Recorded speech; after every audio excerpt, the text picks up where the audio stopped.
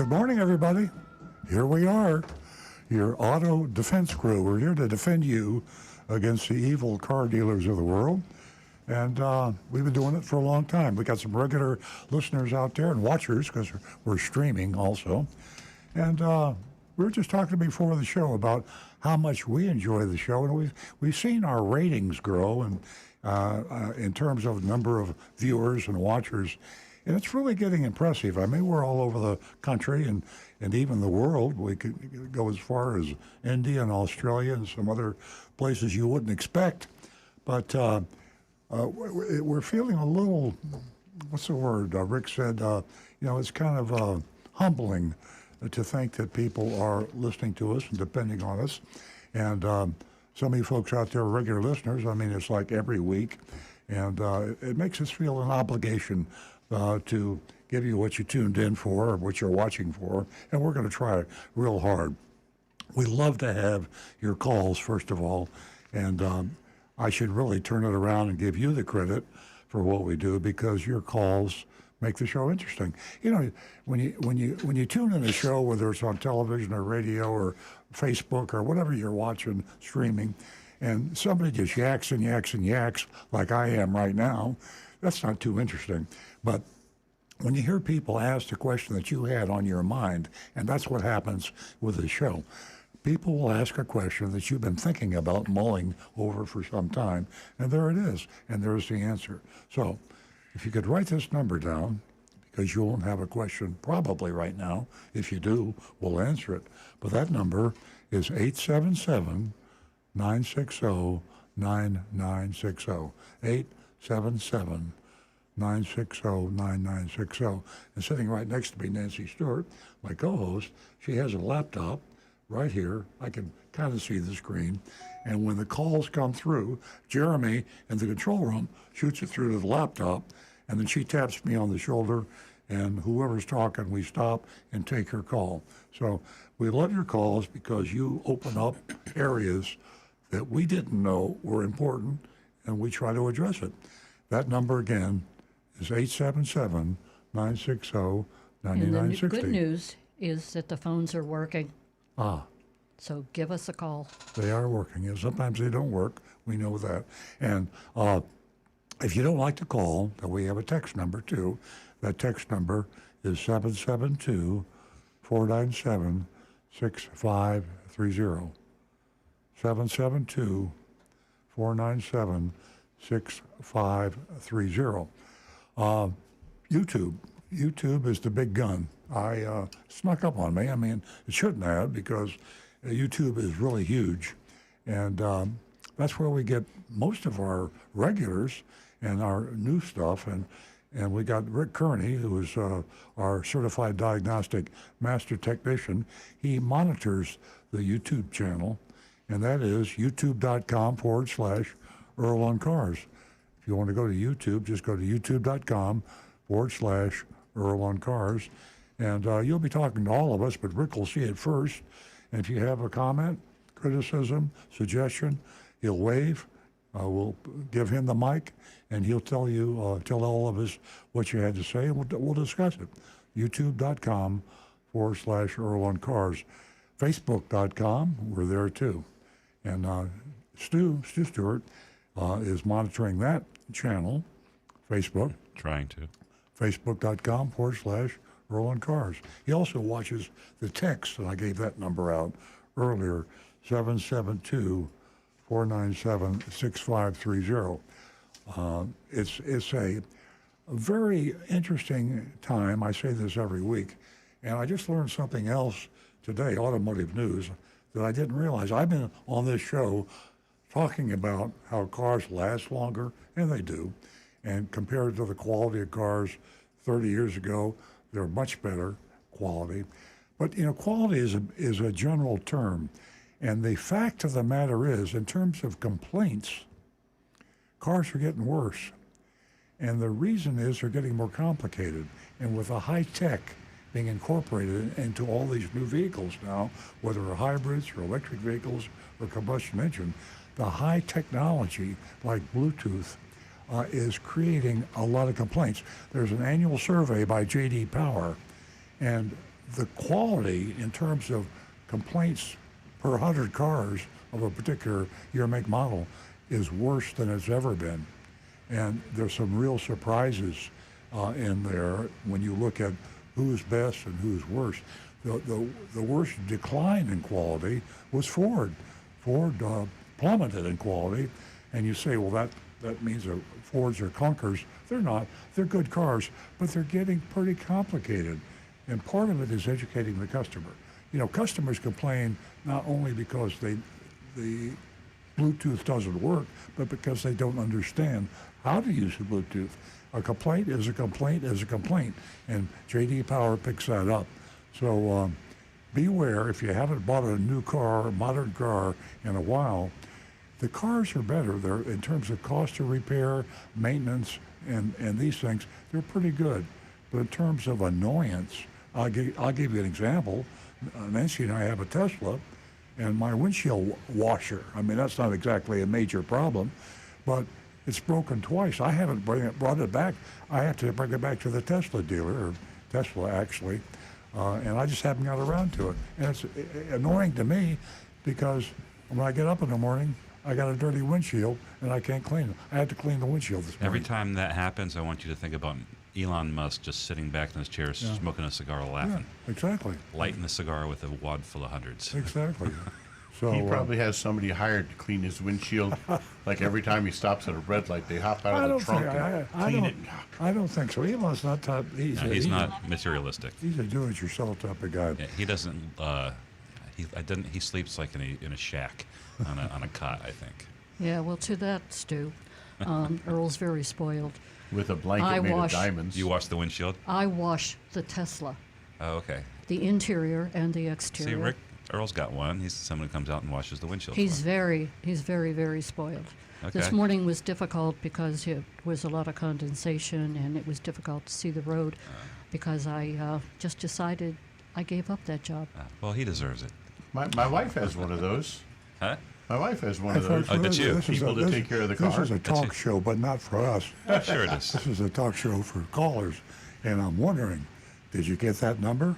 877-960-9960. Please give us a call when you have a chance.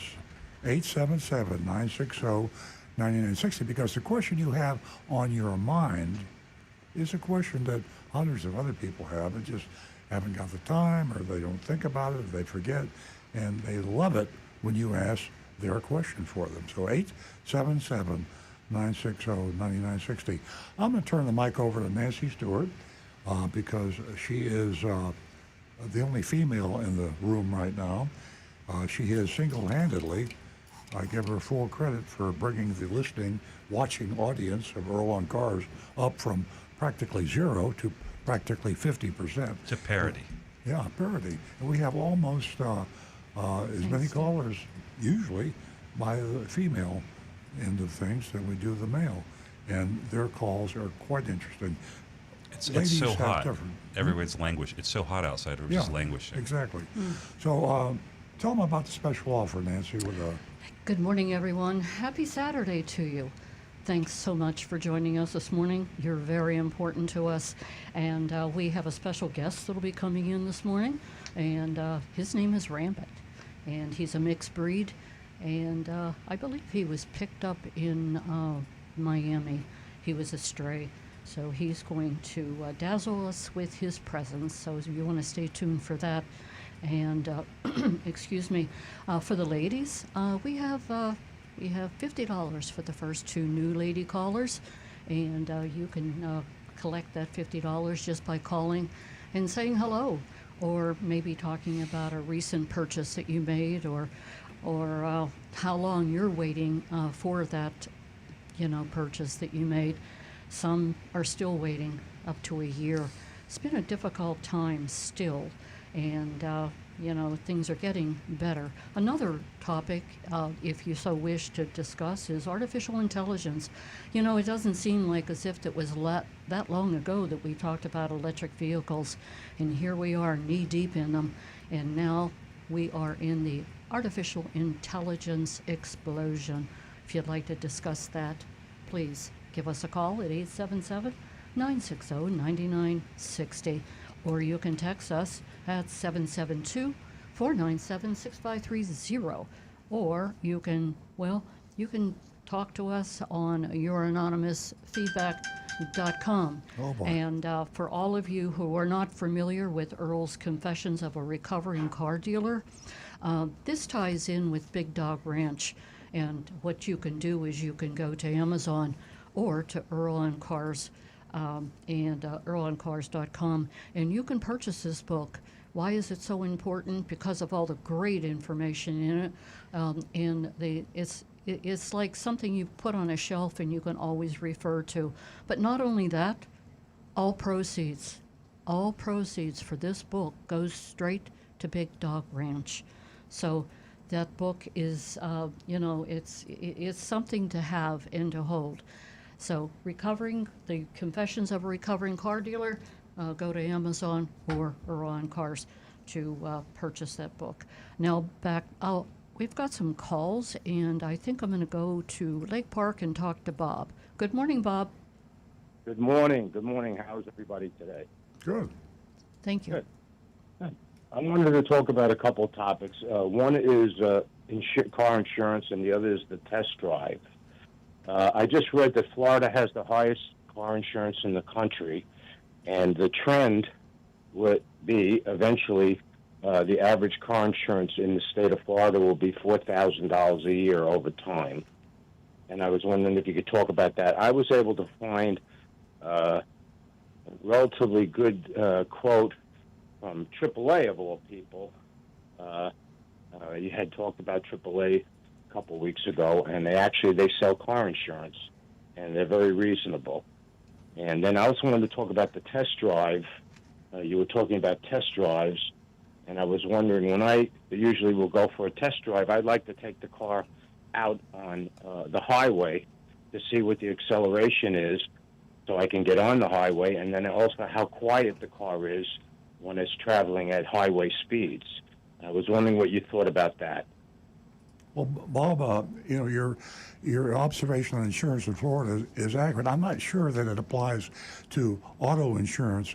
I know it applies to property, home insurance, and that has to do with hurricanes and also with the fact that we have so much coastal property, and with this global warming phenomena we're having with rising water, sort of a thing. But it's really a crisis in terms of home insurance, building insurance. Yes. I don't know that it applies to. As a matter of fact, I was talking to my body shop manager the other day about that, and he didn't seem to think that there were complaints from our customers about their premium. I can see why. I had read what I had read was car insurance in the state of Florida. Mm-hmm. Car insurance is the highest in the country. I didn't know that. I'll certainly go back and double check. I can't speak to I can't speak as to why that would be true in Florida and not true in other areas. But I do know in general car insurance is higher now because of the cost of the materials being used for the cars. And the high-tech cars we have, normally a bumper was a bumper, right?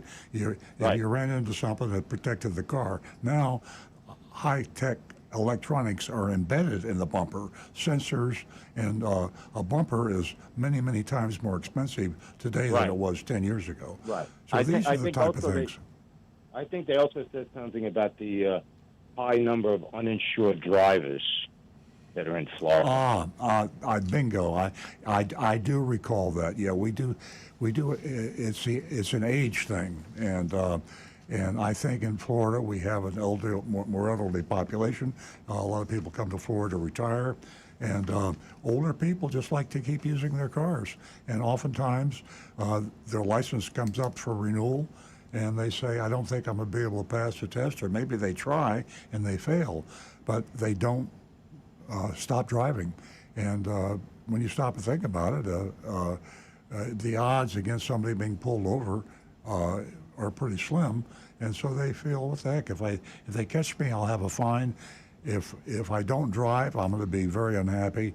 I know I would ask you how you feel about your car, Bob. If someone came and took your car from you and said you can't drive anymore, you'd be kind of depressed, wouldn't you? Yes, I had to do that with my father because of his. Yeah. He couldn't remember how to get home anymore. Yeah. I had to take his keys. Yeah, and And, that was tough on him, I'm sure. Yes, it was a tough situation. What do you think about the test drive? When somebody takes a test drive, you were talking about that, I think, a week ago or so. Yeah. And your dealership is not anywhere near the highway. You're all the way down on US 1. Mm-hmm. If someone came in, they wanted to test drive the car up on I-95, you would let them take it? Yeah. We absolutely. We encourage that, and it's important that you drive.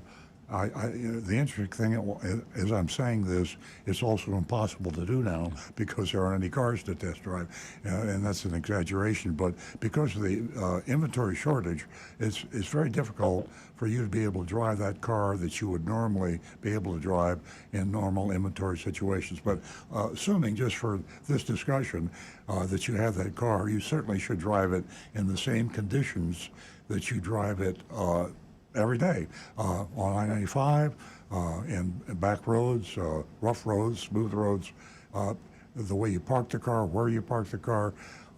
It's amazing the things that you notice about a car when you're in it for 20 minutes or half an hour that you wouldn't notice if you just took it around the block. So if a car dealer tries to take you around the block and say, you just had a test drive, say no. In fact, we encourage Overnight. at our dealership to take the car for a whole day or even overnight and drive it in all those conditions that you would normally drive. Today, that's very unusual. I don't think very many of the dealers would do that, do it? No, they don't. And to be honest, today it's very difficult. If you don't have any vehicles in stock, or very few, the odds against the specific vehicle you want. In our situation, our dealership, most every car we sell, almost literally every car we sell, is an ordered car. So the cars that we have on the ground are usually cars that were sold and they came in and they haven't been delivered yet, and we can't, in good conscience, test drives. We encourage people, these has come up in the past, we say, try rental companies, or just, try to find, if you have to go to a dealer you don't even want to buy from, if they have the car in stock for a test drive. But it's very difficult to do today. Right. Now, could you actually go rent the car somewhere and try it out that way? I would. Go to a rental If agent? if I could find the model I wanted to drive, I would rent it. Yeah. It'd be worth $50 or whatever it cost me to drive the car for a full day and know I like it or know I don't like it. That's, Yeah, usually you can pick out a rental by class. You want a midsize SUV or Right. or a thing, and then you call them, say what kind of midsize SUVs you got out there, and pick the one you want to buy. But yeah, I've actually been kind of excited. We were talking about Subarus a couple of weeks ago, and I rented a Subaru and fell in love with a Subaru. And well, we sell Toyotas, but that sucks. Right. Well, I was wondering, your friend there that ordered the Camry, and then it came in and he had an issue. I guess he never test drove the car before he ordered it. Yeah, and he Otherwise- couldn't. And he couldn't, right. If we had the vehicle, he would have done it. And that's another thing that we don't think about today. That's one of the difficulties. Every car is different. Even if they don't have a model change or any change, two cars coming off the assembly line, exact same year, make, model, they're a little bit different the way they drive. I mean, it's just cars are not rubber stamped. They're assembled separately, and there's a little difference between one car and another. That's where you have lemons. I mean, you can have a great car with great quality, but one out of something, 1,000 or 10,000, you're going to have a problem, and they call that a lemon. Right. Well, that's very interesting. Bob- Well, thank you for your time. Thank you, and Bob. Hope Thank you have you. a nice weekend. Thank you, Yes. Bob, and thanks for bringing that topic to the show about car insurance. And you're right, Florida ranked as the second highest average full car coverage, and New York is the highest, and $4,769 a year. Wow. Okay, 877-960-9960, or you can text us at 772-497-6530. We are going to stay with the phones, and we're going to talk to Rhonda, who is a first-time caller. Welcome, Rhonda. Hi, good morning, guys. Good morning. You won yourself $50 this morning, Rhonda, and if you'll stay on the line when we finish talking and talk to Jeremy in our control room, he'll get your contact information and hand it to me, and I will give you that check by putting it in the mail and getting it out to you ASAP. What can we do for you this morning? Well, thank you very much for the check. My question is, I drive a 2005 Honda Accord EX. I have put over 200,000 miles on it now, or it has over 200,000. And I put over 100,000 myself. And I also want to say I can vouch for the insurance. I have paid probably 50% more insurance than my other family members living in other states. So it's pretty much it's a serious increase. The other thing is, in the next 2 years, I'll be in the car market for a new car within 5 years. 5 years old. I want a Lexus for the reliability, but what are some other choices? Maybe In that in the luxury class, like Lexus, well, I'd go if you have access to Consumer Reports. They would probably give you everything that's recommended in that class. But I can tell you, I don't know what model you're looking at, but you're looking in the right direction because I think we usually see a lot of Lexuses on the recommended list on Consumer Reports. Rick has something. The other brand I would look at is Acura. Acura is Honda's luxury brand, and Honda and Toyota are neck and neck in quality, and Lexus and Acura neck and neck in quality, and in the shall we say the bells and whistles, the toys in the cars. But Acura also has a few more, shall we say, sportier options for a shall we say a younger mindset. Lexus is more of the older generations, the ones that are looking more for the soft creature comforts, and Acura can be more of the sportier, a little more responsive performance type cars. And Rhonda, if you can pick yourself up a Consumer Report, I can't tell you how much information that is in I'm going to say the May, June, and also the July edition, and they rate their cars, and they're out there driving them, and it's very thorough. So the information that you are going to absorb from those subscriptions, the magazines, and you can even go to the library if you don't wish to purchase one, but it is a great way to go if you're going to purchase a vehicle. And I think Stu has something to add to that. Rhonda, were you looking to get a same size car as the Accord, like a mid-size car?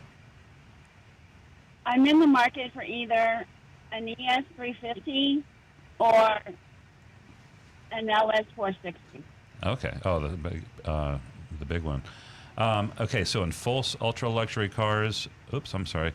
Well, in that mid-size range, Consumer Reports, the best one as far as reliability that's going to last forever is the 2023 Lexus ES Hybrid. And by the way, Lexus and Toyota are going that way anyway, so pretty much all their cars are going to become hybrid and then eventually electric. So that's your ES right there. So that's like the top recommended from Consumer Reports. But you could also consider there's Genesis. That's Hyundai makes that luxury brand, and that's getting really good ratings on Consumer Reports. And BMW, as much as I hate to say it, the top three are the Lexus ES, the Genesis G80, and the BMW 5 Series. And can you believe that? BMW recommended for reliability? Okay, but it is. And also, Rhonda, you can also take a look at the cars that you really should avoid. They just do a very thorough investigation with the cars to avoid, the cars that cost you more to keep on the road than to purchase. Yeah, they buy it for themselves, and they go through all the stuff so you don't have to. Yeah, it's very strenuous what they do out there. It's amazing. You can take and you can look that up too, Rhonda. So it's really informing the consumer before you decide to purchase. You know, I hope that we were able to help you out this morning. Yes, thank you very much. Thank you Very for helpful. thank you for calling. Give us a call again. Our number here is 877-960-9960, or you can text us at 772-497-6530. And don't forget youranonymousfeedback.com. Now back to the recovering car dealer. How about text? We got any text coming in? Yeah, we got. I have a segment from Anne Marie. It's a big one, but it's pretty cool. Anne Marie says, "Good morning. It's no secret that vehicles are rolling computers that collect data on who we are, where we go, and how we drive. I have 3 modest proposals. If cars in the future have facial recognition and collect data on their owners and drivers, here are some programs that I'd like to see created and implemented based on the data accumulated by the vehicle. 1. This proposal is on behalf of parents everywhere who have said, 'You're not going out dressed like that.'" Try saying that these days. "Let there be a program where parents can input a computer code so that the car won't start or go anywhere if one's precious offspring is, quote unquote, dressed like that." That won't work in my house, I promise you that. But well, we'll pass it up on the ladder to Toyota. Number 2, businesses today can put governors on trucks to keep their drivers from exceeding certain speeds. Let's create a similar program for parents of young drivers. If you suspect your young driver may not be as responsible as you'd like, set up a computer command that limits the vehicle's speed and emails you a report on where the kid went and how fast the vehicle traveled. I can testify that while we didn't have a governor on the car, there are programs out there called, oh gosh, I can't remember, we don't use it anymore, but Find Friends on your iPhone. Well, that doesn't give you speed. But there's other programs out there that it's on your phone and alerts you. Software all over the place. Yeah. That technology is available right now. Yeah, I don't know if it will slow the car down, but it can alert you if the car, and also you can track the car. And that's good for parents with teenagers. But be honest with your kids, let them know you're tracking them. If the car has facial recognition and knowledge of who's supposed to be driving, and this is a really good one, I'd like to suggest a security program in case a driver is ever carjacked, or if the car is just going to be stolen. Let the carjackers take the car, get away from danger, but contact the police and trigger a program where the car records who's in the car through facial recognition, sends the police an email as the car's current location and occupants, and takes the culprits to the nearest police station for processing. I have a friend in another city where carjackings are rampant. Kids steal the cars at gunpoint and drive them around and crash them into other cars and often total the vehicle. My friend's okay, but her car was crashed and totaled. I'd like to see future vehicles have programs to minimize or prevent the dangers of carjackers. Well, I thought where you're going, because I didn't read it all the way, was that it would have facial recognition and just wouldn't operate for anybody who wasn't authorized to operate it. By the way, one quick note for anyone that has a car with a smart key system. In other words, the push button start. Oh, yeah. Make sure that you don't leave the key just loose in the car when you get in it. Have it in your pocket, your purse, or whatever. If something like that happens, grab your purse, get out of the car, let them have it. They drive off in the car, but when they turn it off, it will not restart. Yep. So at least then the car is disabled, and hopefully you've got a better chance of getting it recovered. Yeah, and new cars now, you can track them even if you don't have special software. Most of them are connected to GPS, and you can look at your car with an app. But remember, your safety is paramount. Cars can be replaced. Your health, not so much. Emery asked, what programs would you like to see created for drivers in the future? And along those lines, Emery, I'd like to see that facial recognition, what you're talking about. But for things like security, if your car only starts for you, your wife, your children, and a couple other designated people, somebody breaks in the car, it doesn't matter what they do, it won't start. It's too I'm complex a surprised system. The Tesla hardware. doesn't have facial recognition now. Yeah, and also she mentioned the taking a picture. A lot of dash cams have interior cameras. If that's something, I think that if somebody wants to put that in their car, if you put a dash cam in your car with an interior camera, if somebody steals That's your the car, reason it I will said report Tesla, it because Tesla is watching my eyes, or Nancy's eyes, whoever's driving. to make sure And you're not if your messing around. eyes are not on the road, the car stops. I Yeah. mean, or basically you lose your autonomous privileges. Yeah. So, So that sounds like just an update that Tesla could do. I mean, it's not like a big, they don't have to get your car and they just update it, the software. One feature that some cars had for a while, but I haven't heard of it again in a while, is if you don't put your seatbelt on, the radio will not work. And that I thought was one of the That's pretty good for kids. greatest things for the young drivers, teenagers, I didn't know that. who wouldn't Which cars are necessarily that? wear a seatbelt. Which cars is that? I believe Honda and Ford actually were the front runners on that for a while. No. But I haven't heard of that in a while. I don't know if they still have that or not. But Maybe that was a challenge fantastic in the idea, court really. or something. Anne-Marie has a PS. She said there's a lot of animal shelters overflowing with cute critters right now. So if you're thinking of getting a pet and you don't live down here close to Big Dog Ranch Rescue or the other place, please check out your own local rescue agency for a forever friend. Thanks. Thank you, Anne-Marie. Very good. Great to hear from you again, Anne Marie. We're going to go back to the phones where we have a few calls holding, and we're going to talk to Don. He's calling us from West Palm Beach. Good morning, Don. Good morning. Question for Rick. A 2008 Toyota Sequoia Platinum. There is Hall Hardware in West Palm Beach, and they were selling Duracell fobs and keys, and I've had them make them before. And yesterday, their little computer hooked up to the car, blah, blah, blah. It would say that it was, satisfied for the key and the fob, but then when you stuck it in the car and so forth, it would not work. They're thinking that there is a limit on how many keys and fobs you can program for the Sequoia. yes, there is.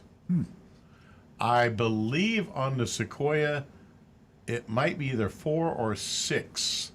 Toyota generally has a limit on the number of smart key fobs and even immobilizer keys that can be programmed to their cars at any given moment. Why is that? I don't know why, but they just decided let's not allow an infinite number. And Maybe, it usually maybe they just have like a is, really crappy depending chip. on the model, either 4 or 6. Maybe they need a bigger memory card in that thing. Well, that's great information. I think that's kind of stupid, but it's a fact. So I love that Rick Donna. knew it immediately. I was like, whoa. I program a lot of keys. Yeah, it's So true. I've given the car to the son, and we have I have the 2 original fobs, and 2 more have been done. And then for the keys, maybe close to 6 keys. So Yeah. then the question now is, there's only 1 fob that works. Is there any way of even going to the Toyota dealership? yes, there is. I'd love to ask Toyota that question, because there's somebody. Rick knows. That's such a dumb thing to do. You're a perfect example of why it's dumb. 2008. I mean, this is 2023. So the chances that you're going to have more than 1 key fob lost or required, the older your car, Yeah, and eventually. they're forsaking the people that keep their cars for a long time. No, because all you have to do is go to the dealer, bring all the keys that you have that you want to operate that vehicle. They can erase all the old ones and set it to where only those will now operate the Oh, vehicle. will that solve your problem, Don? Well, then how about the fobs? that don't work anymore. Same thing. As long as the fobs are still operational, that they're transmitting, and Oh, they're not. They're not. They're not. That's why I'm saying I only have one fob that actually works anymore. That'll work. okay. Well, Bring then that in. you'd need to get new key fobs, and when you go to if you have the dealer do it, let them know that when they're programming a new fob, you want them to erase any old fobs. Okay. Okay, but Dawn, I hope we answered your questions. We've got some calls backed up. Can we help Okay. you with anything else? No. I'm planning on calling Travis. I think he's one of your service riders to do with the phone, like Yep. I called last week, and also to deal with the fobs as well. Thank All you right. so much. You got the right guy. We Okay. have, give us a call again. We're going to go straight to Frank, who's been holding in Jupiter Farms, and Marty will be right with you. Hang in there. Good morning, Frank. Well, good morning, guys. Good morning, Happy Frank. another weekend. Yes, Anyway. it is. Last 2 weekends, I really didn't get a chance to say much.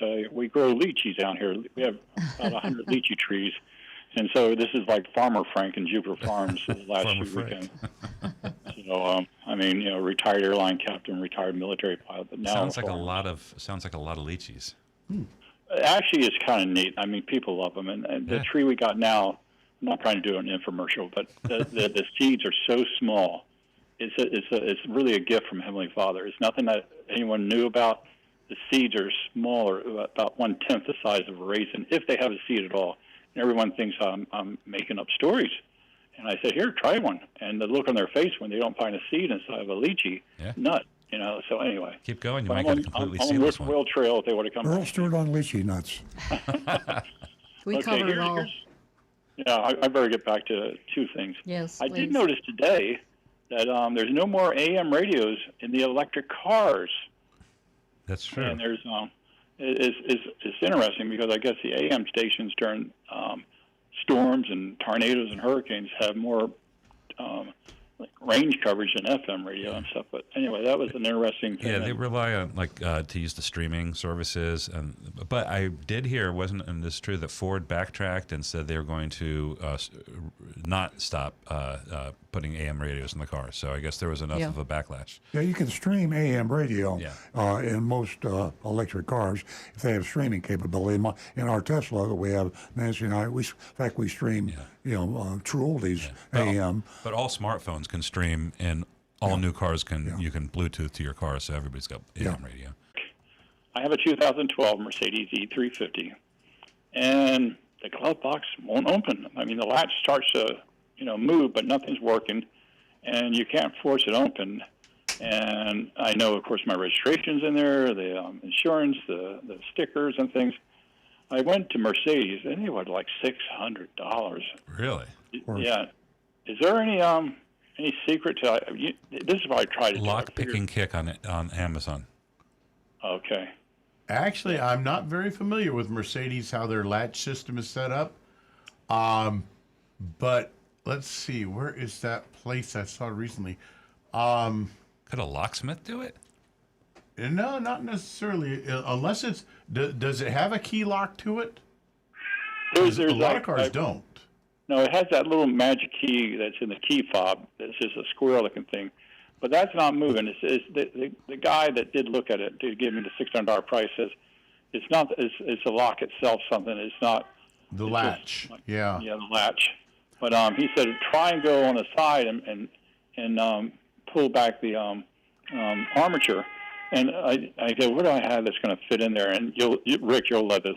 I brought out an old set of feeler gauges from Gapping spark plugs, decades ago. Nice. And that kind of fit in there. It fits. The only small thing I had, like a little jimmy tool. Yep. But I couldn't find any latch. It is so tight. All the dimensions are so tight on That's that car. Mercedes for you. Yeah, Mercedes, their fit and finish is good. It's really, really good. They have some fine fit and finish. I want to say there's a guy down on US 1.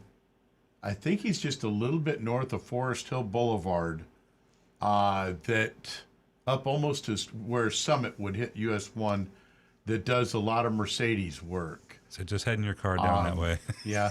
My real option, the first thing I would do really for that is I would go online for local Mercedes forums, and I would look and see if you have any Mercedes, just even Mercedes forums, and put your question in there.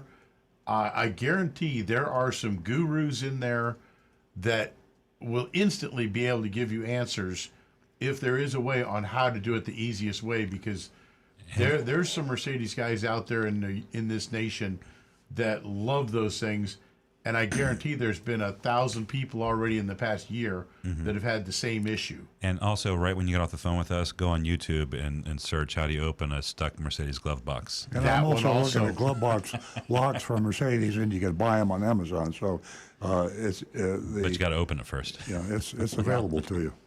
Yeah, that's what they said. Once you get the door open, there's like 4 little screws. They won't sell you the screws or the kit at Mercedes unless you have your registration and can prove that you're really you. And I said, well, unfortunately, it's locked in the glove box. So Yeah. it's an interesting dilemma. But anyways, always and- great to hear your show. Always And is. And here's a yeah. quick note from my buddy Donovan. He says, German Auto World in Delray Beach. He says they're a good company that he has dealt with, and he recommends give There you them go. a try. Thanks. German European, Auto there, World. there are a lot of technicians out there that specialize in European cars, and that's your answer, really, of what we were talking about before. What's that name again? The German Auto World. German Auto Works. Good. Yeah. Yeah. yeah, I'll write that down. Thanks. Because about a month or two ago, the car wash people broke off the little Mercedes thing on the hood. Oh, yeah. Oh my goodness! Yeah, that's amazing. The one in Jupiter doesn't even have a repair shop up here. You got Interesting. to go down to Okeechobee, and it was like $400 to have that thing replaced. Wow. Oh, Frank, we got gosh. a bunch of people Frank, holding here, so we're going to gonna- have to move along. I know. I'll let you guys go. Have a nice day, sir. Thanks for the call, Frank. We enjoy your company. We're going to go to Marty and Betty. Just hold on, and we'll be right with you. Good morning, Marty. Welcome. Good morning. How are you doing today? We're great. I got 2 points, and I'll make them quick. First point is Earl is 100% correct. My neighbor bought a new Acura TLX, and he can't work the radio. He can't get the stations programmed down there, so he's got to go back to the dealer and figure out what you have to do to get the stations programmed. Annoying. Very annoying. Yes. Now, the other thing, my other point is when you said facial recognition to drive the car, what are you going to do in your dealership when you come in for service when you got 20 cars in there that all have It goes. facial You put recognition? it goes into service mode, and then lets anybody start it. But you need your face to put it into service mode or valet Yeah, mode. Anyone can Yeah. start it? Well, if you want to put it into valet mode, you would just say go into valet mode, and it would use your face, and you'd walk out, and everybody gets started. Yeah, you tell it Interesting. valet mode for the next 3 hours. Yeah. Yeah. And Yeah, after so 3 in other hours, boom, words- it cancels it. Hey, that might So speed in up other the words, service in the all shop. these- Yeah, if great we have time limits on information, how long Stu. we can drive the car. So anybody could drive off with the cars when they're sitting in your parking lot. How about this? Toyota dealerships will have a special access for their technicians. All right. Your As long as, identical twin can steal your car, of course. If Right. you grow a beard, As you long can't as start they your have- car. We got the ID. as long as Stu is correct and all the cars don't get stolen, you better have your insurance paid up That's over true. there. And if it does, everybody can blame me. Yeah. Right. And that's a I lot of don't think- cabbage, Marty. A lot Yeah, of I don't cabbage. think I don't think that's going to happen for that one reason. Yeah, but if I told you that you wouldn't be able to open your phone without your phone looking at your face 10 years ago, you would have said I was crazy. Yeah, well, I've got an iPhone and I don't put that stuff in there, so I open it with nothing. Okay. So I don't have a problem with that. But you're right. Advances are very They're technical. coming along, yeah. Yes, Yeah. they sure are moving fast.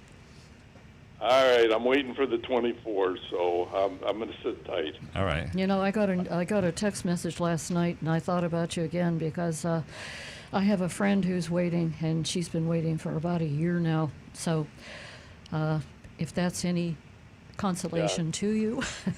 Yeah, tell her she's only got 3 more months to wait. Oh, no, By the man. I'd have to leave town if I gave her that information. I only waited 15 months, but that's all right. Now I got to wait. Jason told me I can't do anything till August anyways, as far as ordering.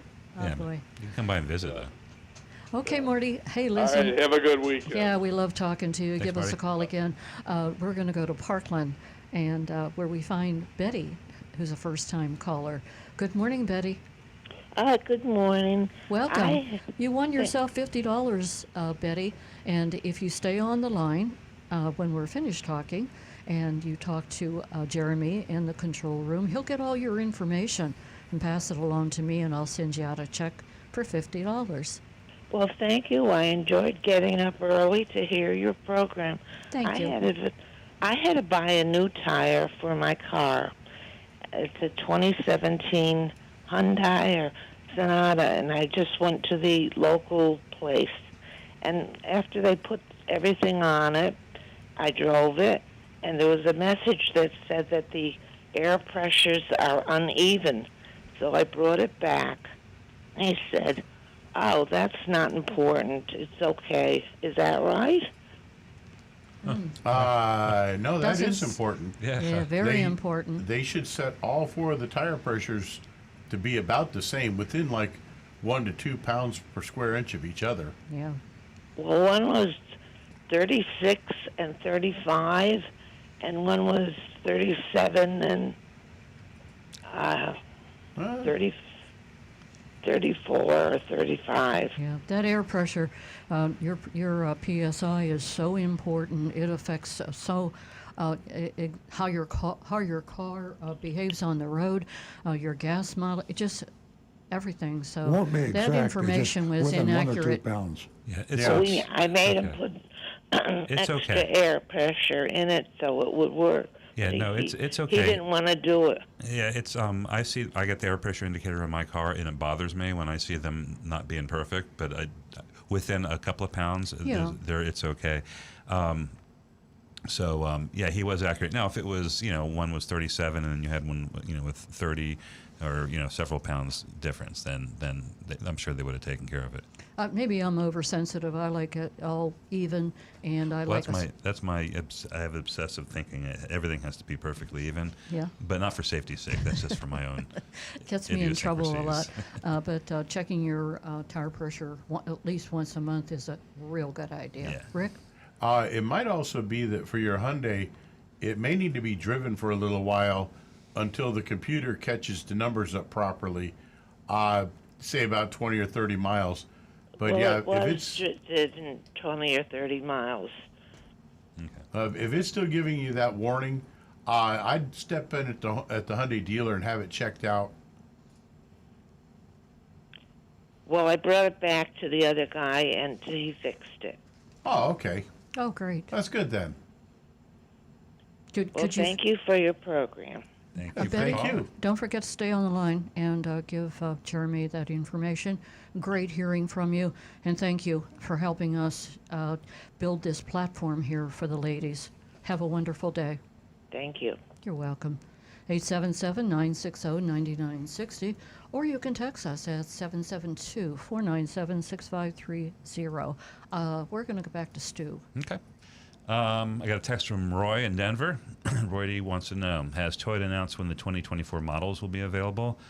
I think it's just the Grand Highlander, that bigger, big fancy Highlander is the only one so far. So, and I wouldn't tell you if I knew anyway, because that's confidential Toyota information. Look Just out. kidding.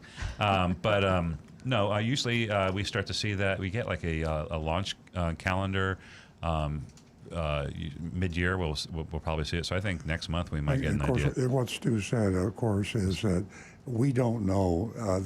The press finds out about these Usually, things yeah. before we do. When I say we, car dealers, the manufacturers will talk to the press or somebody else. Leak it. And we're sitting here getting calls from our customers saying, "Oh, we just read that It's online, this new yeah. car's coming out." So, It's online somewhere. Yeah. You could probably find it with Google faster than me. But as far as like official stuff, the Grand Highlander is it.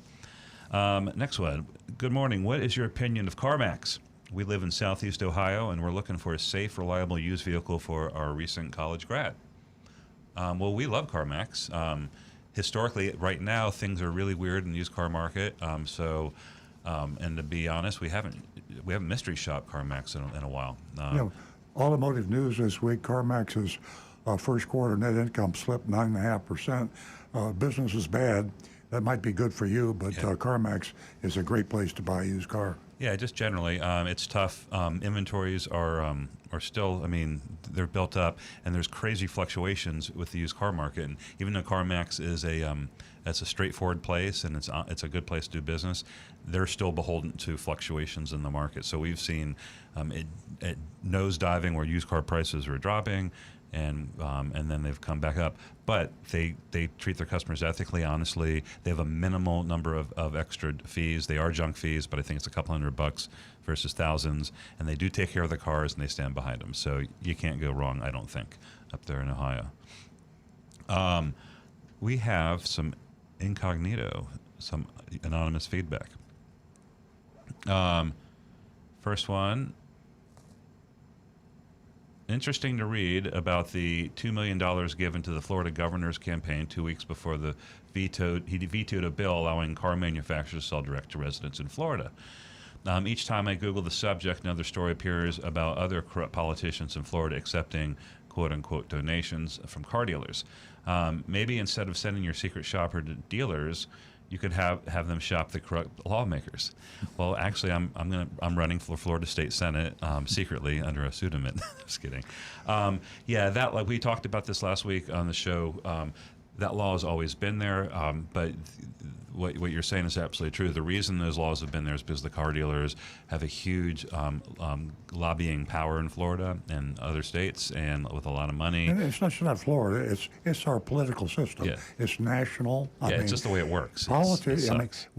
I always temper this by saying we've got the best government, the best country in the world. And our system, our democratic system, and the whole thing is the best in the world, but it still stinks, and we got to live with it. But when a politician is talking, he is talking to his base to try to get reelected, and he's telling you what you want to hear, so you'll vote for him. That's the way our system is, but it still works pretty damn well. And when he's talking to his donors, he'll say, because they're going to hold him to it.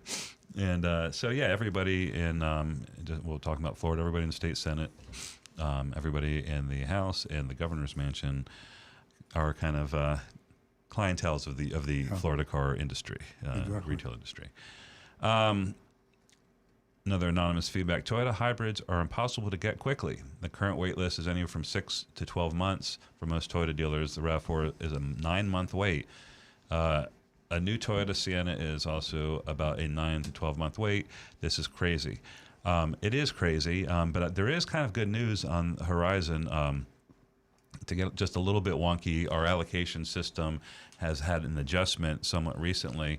Toyota and other manufacturers, other manufacturers are going straight to electric. Toyota is taking this interim step. And right now, they stop distinguishing between gas versions and hybrid versions for allocation purposes. So in the past, if you sold a gas Camry, you would only earn a gas Camry on a future allocation to get to another customer. They've released that. So now, if you're selling gas, and it's in other words, it's going to help the dealers that are selling a lot of hybrids. Toyota is panicking because they got out late out of the gate, and they're in serious trouble. And the good news is they got so much money and they're so big, they can endure serious trouble more than most auto manufacturers. So they'll come through it, and they'll be back on top one day. But right now, they're playing catch up. A startup would have been bankrupt. Toyota can stay in the game. Let's see. I'm in Dallas, Texas. Where'd it go? Okay, this is more anonymous feeds. I'm in the Dallas, Texas area. In 2006, I bought a new Prius from Earl Toyota. I did the whole transaction online or over the phone, and my new Prius was shipped to me by truck. I kept that Prius for 12 years. It was the best car I ever owned. Thank you, Earl Stewart. Well, You're welcome. I just said something bad about Toyota. I'll say something good. The Prius is probably the best car that's ever been built. It's the best car that Toyota has ever built. And Rick will back me up on that because he fixes them. And I drove 4 of them. Yeah. I don't make a lot of money on them. That's all I can tell you. Rick hates them. Rick hates Priuses. I don't make much money There- on them because there you they go. don't break. Yeah, there you Wait, go. well, Mr. Sir, you bought your car back in 2006, and that was the Prius heyday, and that was going crazy. And we were selling cars. I think at that time we were the #1 seller of Priuses in the country. We were in the top 5. I don't know if we ever hit 1. We might Oh, have. because there was a few dealers in California. That's right. We always had a caveat. #1 seller of Priuses in the country, asterisk, except California. But, all right, I'm all caught up. Oh, great. We're going to go back to the phones where we're going to talk to Lance. He's calling us from Tennessee. Good morning, Lance. Welcome. Good morning. Good morning. Earl, we've got some bad news on Earl Stewart Day. 2024. Oh, jeez. Are we going to have to postpone to 25? I knew that was coming. We're trying to kill enough squirrels for the squirrels too. We just can't get them. We can't find them. You know, when I was a kid, they used to call me Earl. Earl the Squirrel. That was the way they Well, used to. we knew that. That's the reason we added that our squirrel story.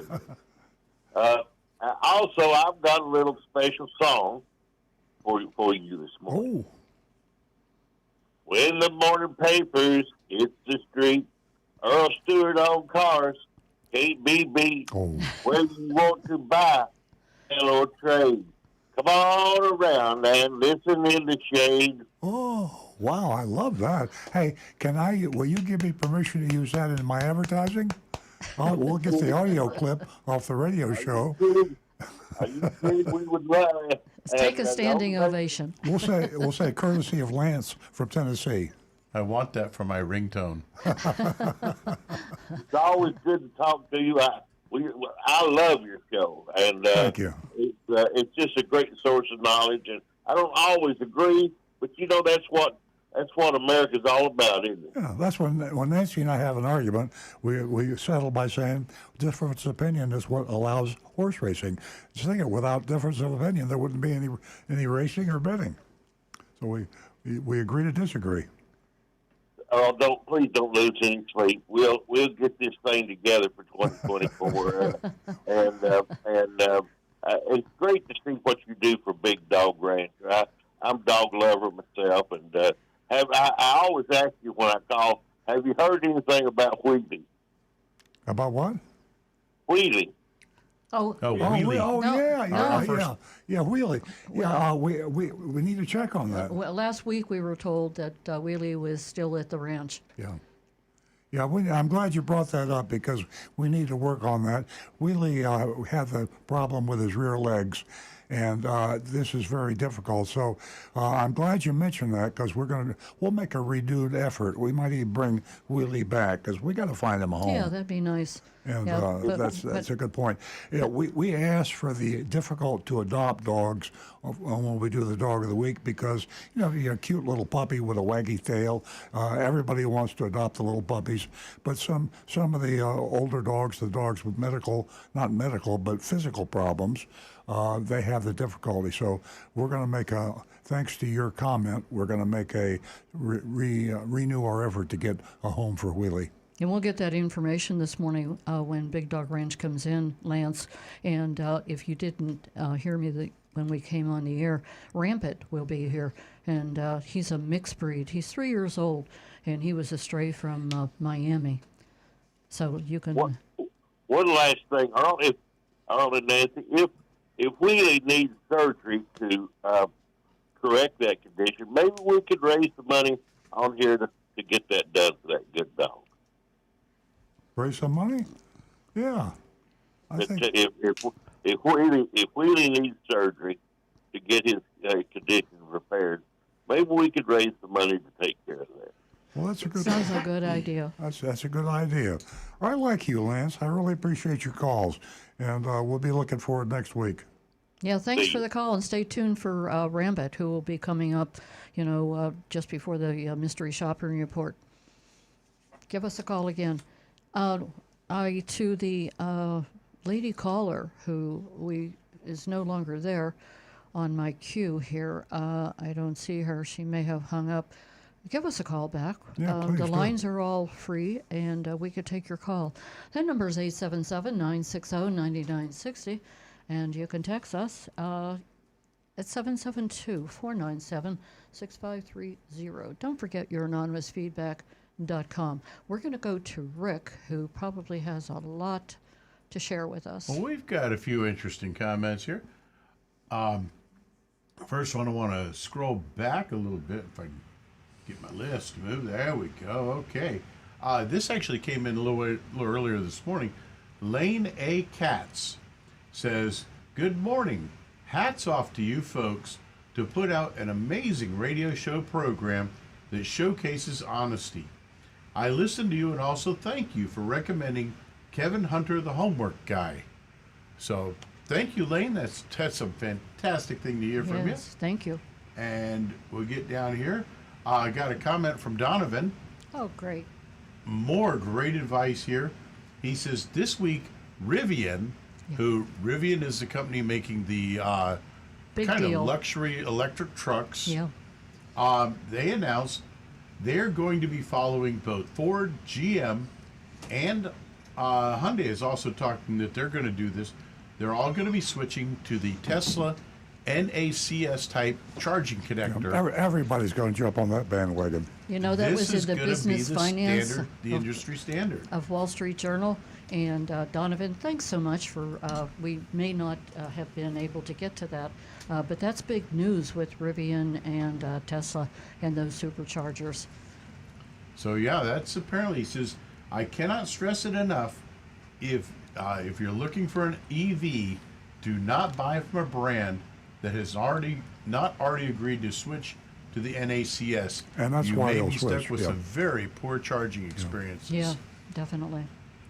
Donovan, if you're still listening out there, because you're one of our most intelligent and interesting listeners, I want to ask you this: where do you feel artificial intelligence will fall in for consumers when it comes to choosing products? And I obviously thinking about automobiles or on cars, but with this incredible surge in AI technology, and it's still scratching the surface. We talk about when will everything be electric vehicle, when will everything be autonomous. I'm wondering about when AI will come of age, where it will basically know all, see all, and be able to explain all. But I'm having a little debate with our marketing company right now about that, and they're hung up on Google and Dealer Rater and Yelp and the other rating services. Rating services right now are the big gun. The consumer goes to Consumer Reports. They go to Google. They check out things, and the educated consumer uses those tools.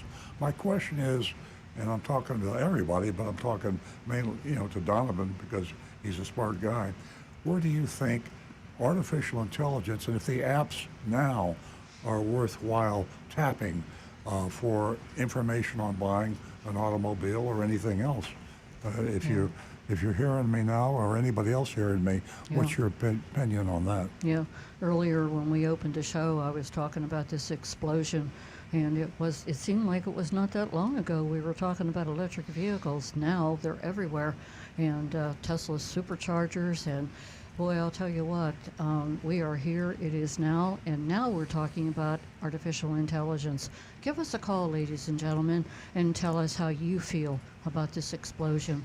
877-960-9960, or you can text us at 772-497-6530. And Rick, we're going to go back to the phones, and we're going to talk to Kurt, who is calling us from Pompano Beach. Good morning, Kurt. Good morning. I'm a long-term listener. Oh, thank you. Finally calling. Yes, and I just love your program, and I wish you all were on every morning instead of There's other programs on Monday through Friday on this radio station I can't listen to. So y'all just wonderful. Every Saturday morning I have my alarm go off at 8 a.m. to listen to y'all. But my Wow. question is, I think you are great. But two questions. Number one is I had my Toyota Camrys up in a few months, and I'm at the showroom, and they got the new Crown, which is opinion on the Crown, and that they told me to replace the An Avalon. And then it's 15, and there's a hybrid. And then also, number two is my insurance. I've had no accidents, and my friends and relatives, and the car insurance down here is, my insurance has gone from like $1,200 to $1,500 to $1,700 for 6 months, like $3,500. So I was telling Earl, I said, Earl doesn't know what's going on with the insurance market here. Everybody's insurance is skyrocketing. Yeah, I was wrong about that. I recall now the earlier caller, he said something that made sense. Is we have a lot of older drivers in Florida, and I think that's one of the issues, and uninsured drivers. So the insurance companies are afraid of that situation with one of their insured being involved in an accident with an uninsured driver. Then it means it all falls on them. So they have to throw raise a lot of luxury cars into the mix in South Florida with high repair costs. And Kurt, it's amazing. We had a call earlier about the increase in car insurance, and I was checking it out, and my goodness gracious, Florida comes in second as far as the highest, and New York is $4,769 a year, and then Louisiana comes in third, but the rate hikes have soared. Rick? I think our hurricanes and our weather has a factor in it too. Because Well, they said it did. The elements and the car is in, depending upon your location and what it's subjected to. And one of the factors that we have seen in service department is when we all of a sudden get a flood situation where an area gets a lot of high water, insurance companies almost always go with the rule of thumb that if the water reached the bottom edge of the dashboard or touched the dash, got up into the dash area, Done. Pretty much figure the car is totaled because there's simply going to be too much, and it's that car's done. Yeah. And when you can have suddenly in a weekend 300 or 400 cars all totaled in one shot, that in an that area has that an can impact, definitely. hit it. Yep. Yes, you're right. And the what's interesting, in North Carolina, my relative has a new Mercedes BMW convertible, and that car and two other cars a year in the middle of North Carolina cost him like $1,200. Here we have down here in Florida neighbors who have a used 15-year-old used. I think it's a Toyota Corolla, and hers has gone from like $11 to $12 to $1,500 every 6 months. And my insurance on my from State Farm is gone like $1,200 to $1,500 to $1,700 every 6 months, like $3,500 a year with no accidents. So Insane. I called Geico and Progressive, and they said that the repair costs. Also, there's a lot of lawsuits. You see every ad on TV, Morgan & Morgan for, we collect billions of dollars from the car companies for injuries, and it just goes on and on. Yeah, So that's really, the other thing I forgot. You're absolutely right. We have more litigation in Florida. I think we have a higher per capita number of lawyers in Florida than the other state. So there's a good reason right there to have high insurance costs. when you watch the TV and every truck that goes, every bus has ads for the attorneys. That's the big business for billions of dollars, and it's like it's covered that up. and the property insurance for your house. Florida, when I moved there in 1989, it certainly is a different state than what it was then. Mm-hmm. Thank you, Kurt. Kurt, it was great talking to you. Thanks for all the information. Give us a call again. I love your show and look forward to hearing from you every Saturday morning. And Thank you. Keep up the good work. Kurt, that was quite a seed you planted, asking if you could listen to our show every single morning. I don't know how we could do that, but yo. AI. We can just have a generative AI pose as us during weekdays. Stu has all the great ideas. Yeah.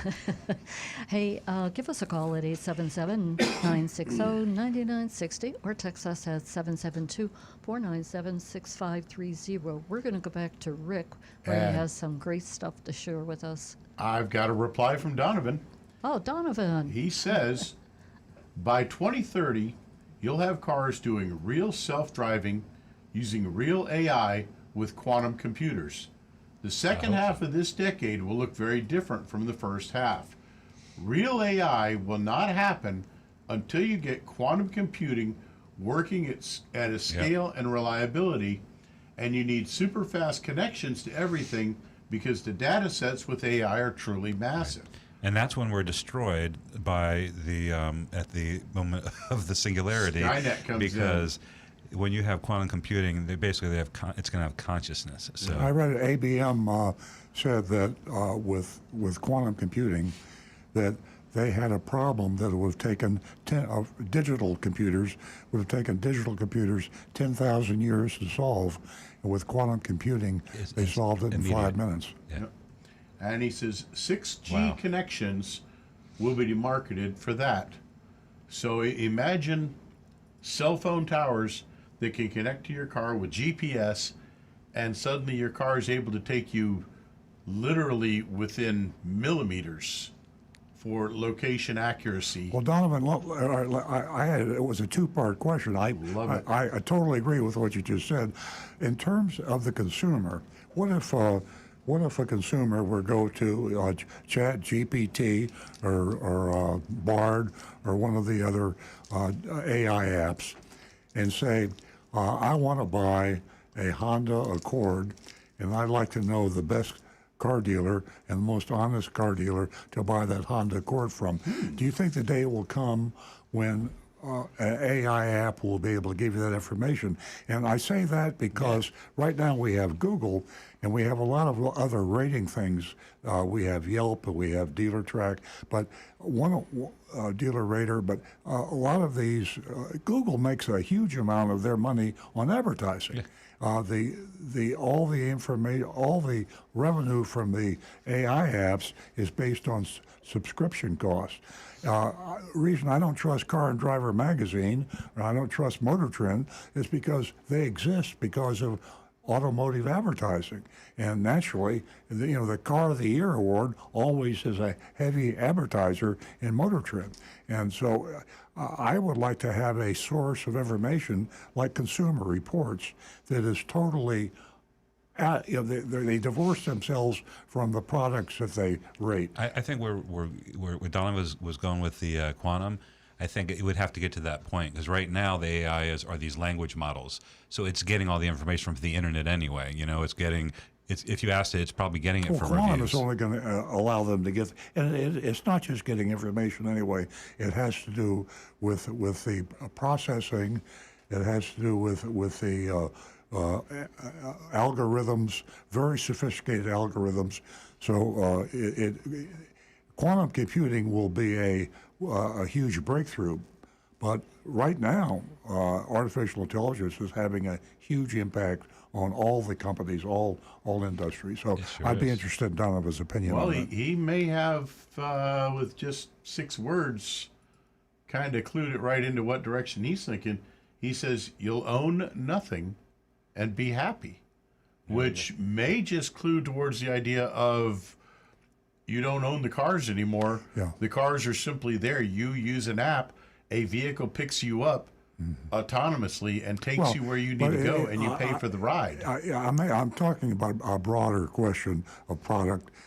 There will still be people competing for that. So just like you got Uber, you have Lyft, you have bread, you have TV sets, you have products. How do you get an honest assessment of the best retail store, the best product through AI? And Stu thinks you have to wait till quantum computing comes of age. I don't agree with that. So let's see what the listeners out there like Donovan have to say. Well, here he comes in. He says, the AI we have now is not really artificial intelligence. Right. It's just searching a massive library of text and images using tons of graphic GPUs. Donovan, I respectfully disagree, because they don't just parrot the information from that's available out there. They also apply very sophisticated analog that are able, not analog, they're algorithms is what I'm trying to say. Very sophisticated algorithms that interpret the information that is available. So that's what makes artificial intelligence what it is today. And the only thing that quantum computing will do will speed it up and able to gobble up more information and create more algorithms. So Great topic. It's a good discussion. Donovan, thanks for opening up this conversation. Gosh, you're a great asset to the show. We really enjoy your company. Well, we're going to, Rick, I'm going to go ahead and go back to the phones, and we're going to talk to Mark in Palm Beach Gardens, who's been holding. Good morning, Mark. Good morning, Nancy and crew. How is everybody doing? We're well, To thank the you. best radio show, the most informed and opinion show in South Florida on weekend radio. You guys do a great job. Thank you, Mark. Thank you so much. I've got one question and then a comment. Rick, 2015 Camry, being in a wheelchair now, I can't get under there and look, but turn signal bulb in the bumper. Do you have access right to the bottom to change that bulb, or does it require taking the bumper off? 2015, the turn signals in that are up near the headlight. You're not thinking of the driving light down low, are you? No, maybe I was, all I'm just saying is the left front turn signal bulb has to be replaced. It blinks real fast, indicating that one of the elements are burned out. Right. Yeah. So when you open up the hood, can you get behind the headlight easily to replace that, or is it a major thing? I'm trying to figure out if one of my grandkids can do it. If they've got skinny arms, then yes. I've got some pretty big meat hooks, but I will shove my arms into some tiny places, and I've got the scars to prove it. But yeah, I can get in and replace those bulbs pretty quick. So yeah, a younger kid. You don't have to take the bumper off. In other words. No. Okay. Cool. I know you guys are busy, and I want to try to get through with this call as quick as possible. Yep. I have my own opinion and 2 cents worth on Nancy, this electric car explosion that we're having. And, I am one that kind of don't like change. And, the combustion engine's been around forever, but electric cars are a good thing. All the talk about Tesla and other models, I get kind of tired of, but my big thought is that, we're going to have to transition over to electric. But they build the cars, numbers are increasing, they're being bought. But, there is that constant question of availability to recharge. And the other thing is, a lot of our politicians, they either don't understand or don't want to admit it. It takes electricity to charge the cars. And so we get back to that anti-green element that we've got to have the infrastructure to provide the electricity to charge the cars. And I think that we're going to run into a big issue with not having the infrastructure. Take California. They're pushing I believe they're the largest market with electric cars on the road. But their infrastructure is so screwed up that the more and more electric cars that we're going to put on the road. Yeah. I think and there was finding charging stations, I think it's going to be a major problem.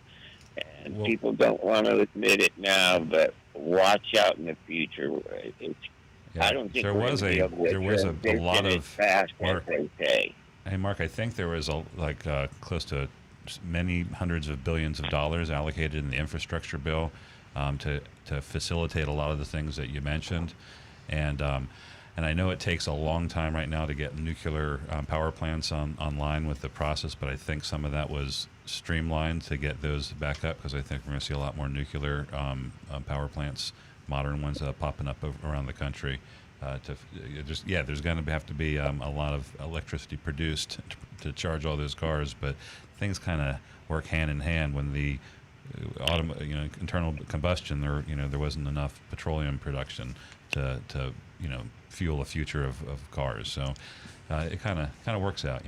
Yeah, and Mark, from what I'm reading, you can look in the Wall Street Journal, the New York Times, the USA Today, and everyone is targeted towards, improving things as far as the chargers are concerned, and there being enough of them.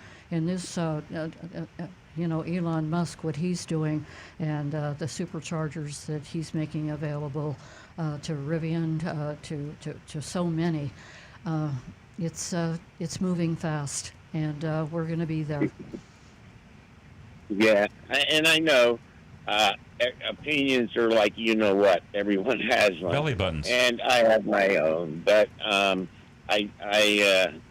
sure hope that they're still making combustion engine cars when I leave this earth. But anyway, I just thought I'd throw my 2 cents worth in there. We enjoy your company, Mark.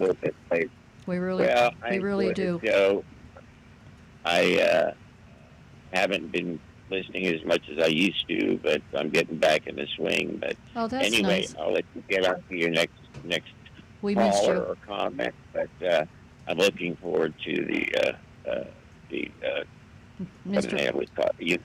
Mystery shopping report. Yeah, I'm really mystery looking shopping forward. report and Rambit. Rambit will be here too, so stay tuned for that. Excellent. We'll talk again, Mark.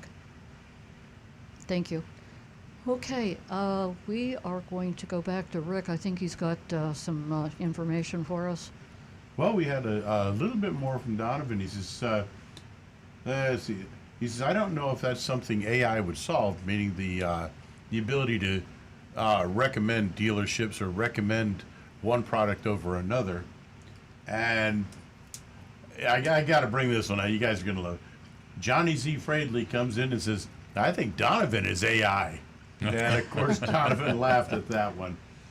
And then it was just, we had a little discussion about the idea of reaching into tight places in cars. Steve Maggs even mentioned here, he says, I changed the headlight bulbs on a 2011 Outback and have the scars on both arms to prove it. Normally requires the bumper off, but I went through the inner fender. $15 bulbs cost $425 to change at the dealer. Crazy. And yeah, unfortunately, sometimes those simple little bitty things can be quite expensive to repair for the labor that's got to be done in order to install it and get those parts in place. And a lot of times the engineers that design these cars don't really think about that one bulb. Not at all. That's going to burn out, and they just, what the hey, it's not going to burn out. Yeah, Well, definitely. they're doing what their bosses tell them to do, and that is to make the car saleable. They want to sell the car, and then they're not thinking about 5-10 years down the pike when they're trying to fix the car, which they really should. And I think that's a valid criticism. I think I see a dog out there. I do. Yeah. Well, Rampant Are we is getting near in the doggy house, time? I believe we may be. and it is time for us to introduce Rampant. And Okay, for you folks that haven't listened before, we've taken on a new tact on Earl on Cars. It's kind of like Earl on Dogs. And we have I'm looking at a dog out in the lobby there that will be making his grand entrance here very shortly. And we represent Big Dog Ranch Rescue, probably the largest no-kill shelter anywhere for doggies. And here he is. We have the dog on the premises. Nancy, what is that dog's name again? the dog's name is Rampant, and I want to let everyone... Rampant? Spell that. Rampant, R-A-M-B-I-T. He's a mixed breed, and he was a stray from... Good morning, Meg. Good morning. He was a stray from Miami. He's only 3 years old. And I want to point out to everyone before we get started, remember you can go to either Amazon or earlsbook.com, and you can purchase this Confessions of a Recovering Car Dealer, and all proceeds go to Big Dog Ranch. Okay, we're He's a gonna liquor. turn it over All right. to Yeah, Stu. he's a liquor. So this is Take it our away, Stu. welcome to the Earl sponsored dog of the week. If you're watching or streaming online right now, you're seeing what looks like a small tiger kissing our volunteer Peggy from Big Dog Ranch Rescue. And this week, as Nancy said, our sponsored dog is Rambit, and Peggy's going to tell you all about Rambit, and we'll get to see some pictures and play with them. And I can tell you one thing, I got so many kisses out there in the lobby. He just jumped up on me and hugged me, and my face was bathed. So go ahead, Peggy, tell us the vital stats. Yeah, go ahead. Morning. Good morning. Good morning. Yeah. Good morning. Yeah, this is Rambit. He was found astray roaming the streets with a muzzle around his nose and mouth. Oh, Lord. That is why he's got that. He's got that scar. From the muzzle? Yes, yeah, it's from a muzzle. I just left him like that. That's terrible. But he, as you can see, he's a little sweetheart. Loves to give kisses. He gives them out all day long. Endless kisses. Yeah, yeah. He is 3 years old, and he's very, very good on the leash. Loves to go for walks and just sit and cuddle with you all day if he could. Yeah. Yeah, and really is. he prefers an adult. He wants all the attention. Oh, he wants all the attention. Yeah. Yeah, he craves the attention. So Rick is getting in there with that camera, but there is something so cool about this dog. He has stripes. He does. And I'm not kidding. I mean, maybe that's technically a brindle, but this dog has tiger stripes. I'm not kidding. He does have tiger stripes. He is a hound plot mix. Hound pup mix. What kind? I mean, A plot is a type of hound. Oh, okay. Yeah, the plot has the big ears. Oh, a plot hound. Okay. Yeah, yeah. Yeah, he's so affectionate. He This is crazy how affectionate How he is. affectionate he is, especially after the way he was treated. Yeah, that was heartbreaking. I didn't know. I noticed there's the scarring around his muzzle, and we found that's because he was muzzled and in an abusive situation, a neglect situation at some point. A lot of the in his dogs life. at Big Dog Ranch are found like this. A dog, instead of trying to find a home for dogs, unfortunately, some people just let them go. Or they'll even actually take them out into the woody areas and let them go, or just leave them along the side of the road. It's unbelievable the way some of these poor animals have been treated, and that's the reason we have so many dogs like Rambit. But at Big what's Dog really Ranch. amazing is after that, and they are as lovable and as affectionate as they are, Yeah. and they don't get bitter or hateful. Some dogs do, but but this Well, like some of the Rambit- shelters make it too easy to adopt. Big Dog Ranch, it's easy to adopt, but they're careful and they choose good homes. They will not take a dog and Right. have him go to a home if they'll put him back on the street Well, again. they in a check you month. out. There's references. You can't just go in there and take a dog and be responsible for it. They want to make sure that the dogs that go home, the adoptees, that it's a forever home. So that's why we call it the forever home. So I think Rick has got this on camera. What I'm looking at here is a dog when he is on his hind legs is about as tall as Nancy Stewart. So Nancy, that tiger dog right there looked really good on you when he jumped up. He's in He such loves great everybody. shape. Yeah. I really apologize to the listeners. If you're driving in your car, you're like, "What the hell's going on here?" So we have a beautiful hound mix, plot hound mix, a striped dog, 3 years old, named Rambit, It looks like he's dancing with Peggy right he's now. dancing with our volunteer, and but he's trying to do. He's Bernadette. I'm sorry. And trying to, Jonathan texted me, Peggy, it's Jonathan's fault. But he's dancing with Bernadette and he's trying to give kisses right there. And that tail is wagging back and forth. And Rampant wants to be, he wants to have full attention if you do choose to adopt him. And he doesn't prefer children or cats or other dogs.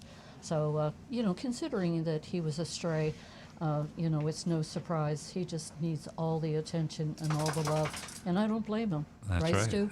No, absolutely. And so as our sponsored dog of the week, we cover the adoption fees. So if you adopt Rambit through us, just go to bdrr.org, and that's Big Dog Ranch Rescue's website. You can see all the dogs up there, but you can inquire. All the contact information is there. Or you can contact us. You can call the show, email our number, text us. All the ways to get through to us. And if you like this dog, let us know, and we're going to make it happen. And we're streaming this thing, and for the next few days, you'll be able to watch the replay of the show on YouTube and on Facebook, etc. So if you didn't catch the show today, and when you're watching this, and it's Monday, hi, it's Monday. Send this video to somebody who needs a dog. Somebody is. Somebody's been talking about it for a long time, and they're not coming around. I think Peggy has something to add to that. I like Peggy, Bernadette. It doesn't matter. He does share a room with another dog, and they get along fine. And he's very good on the leash for walks. Okay, that's good to know.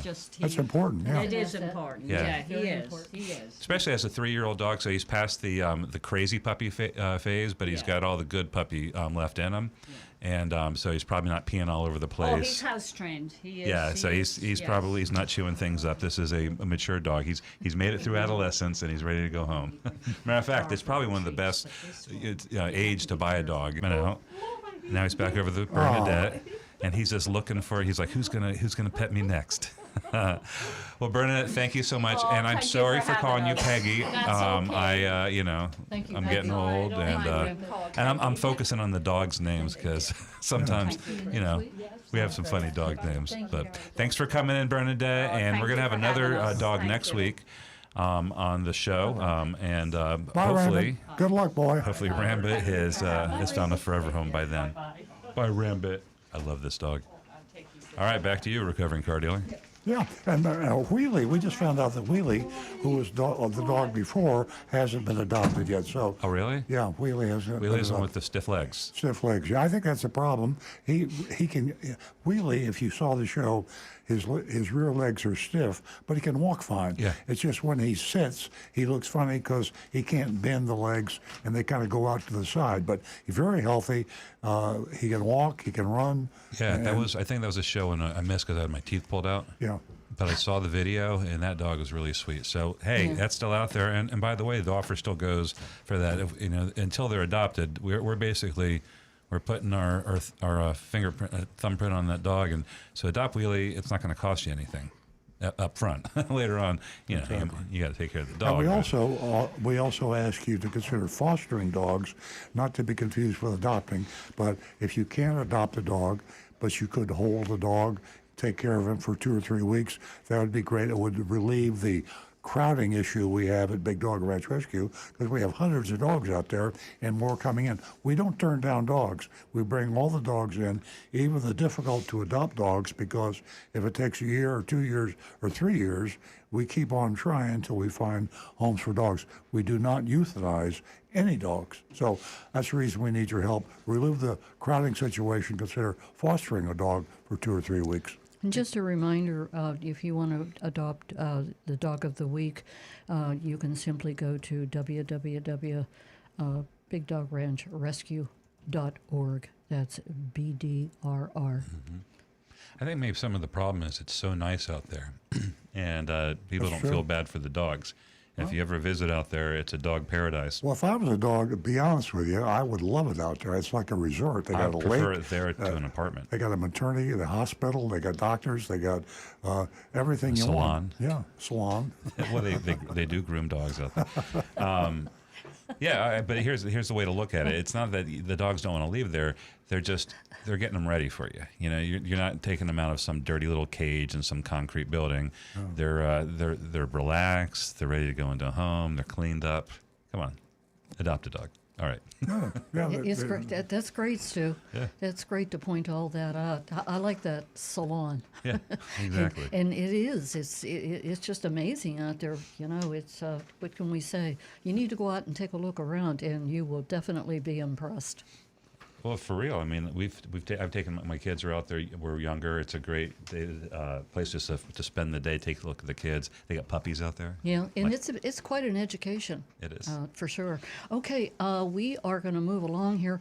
Let me mention before we get to the mystery shopping report, Earl's latest column and blog, and that's a problem with a car dealer. Who you going to call? And you can just read that at Earl on Cars. Great column.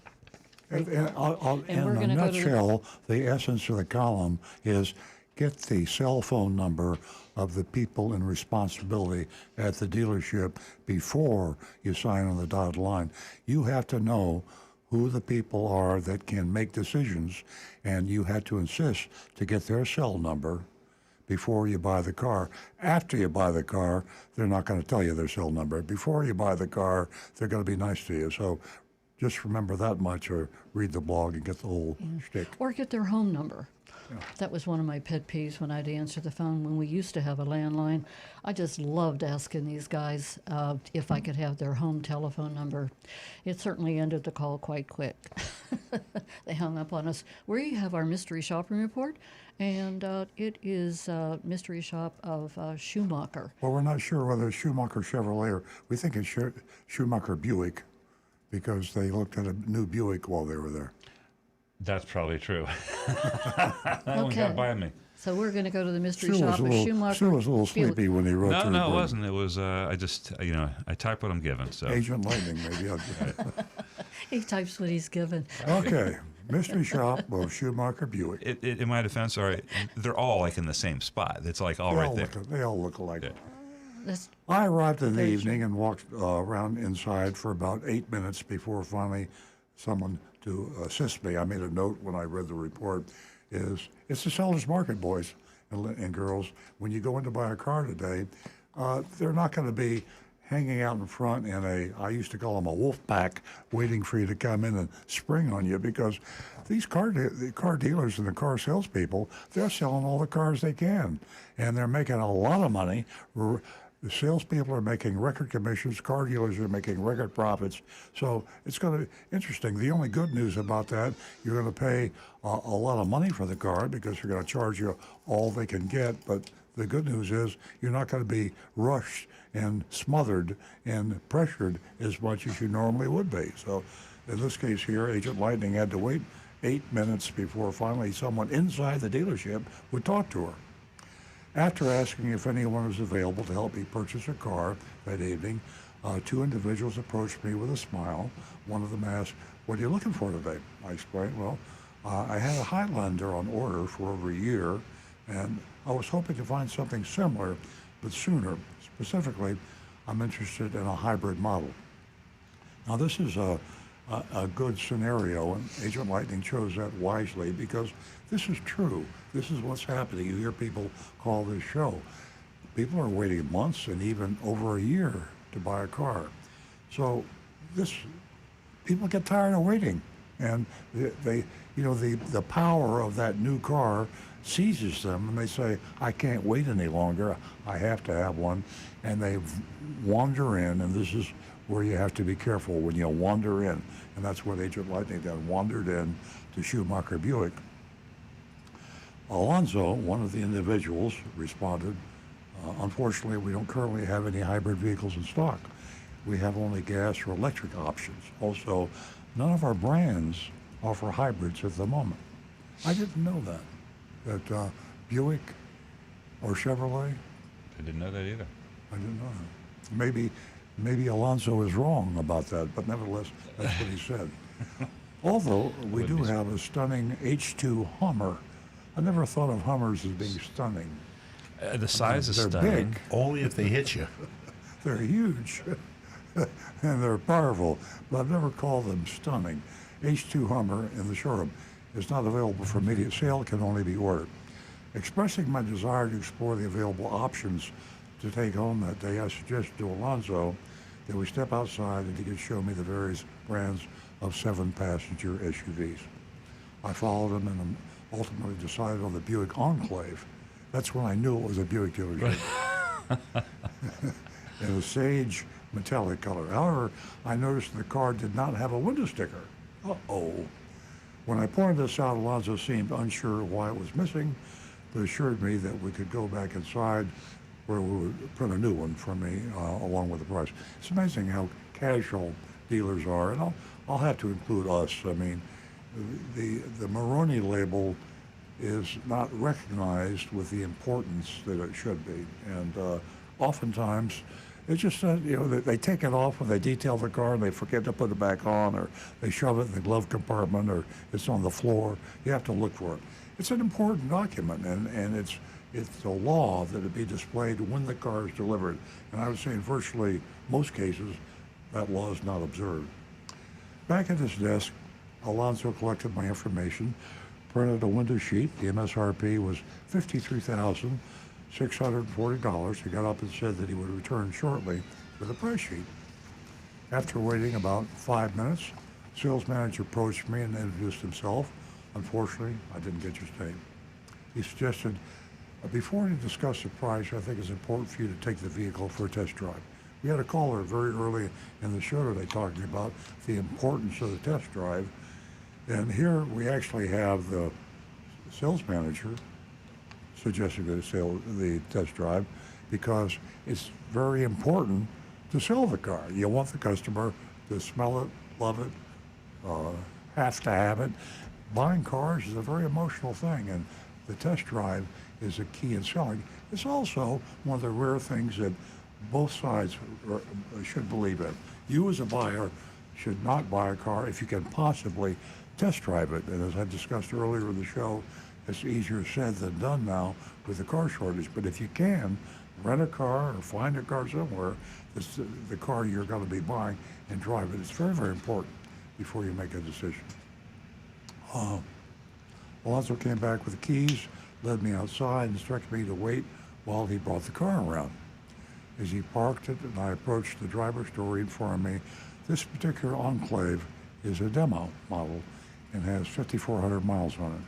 This was the first time I became aware that it was a demo. Now, most of you already know this, but demos aren't necessarily really demos. Demos are cars that have mileage on it, and demo is a shorthand expression. Sometimes they are demonstrated, but not very seriously.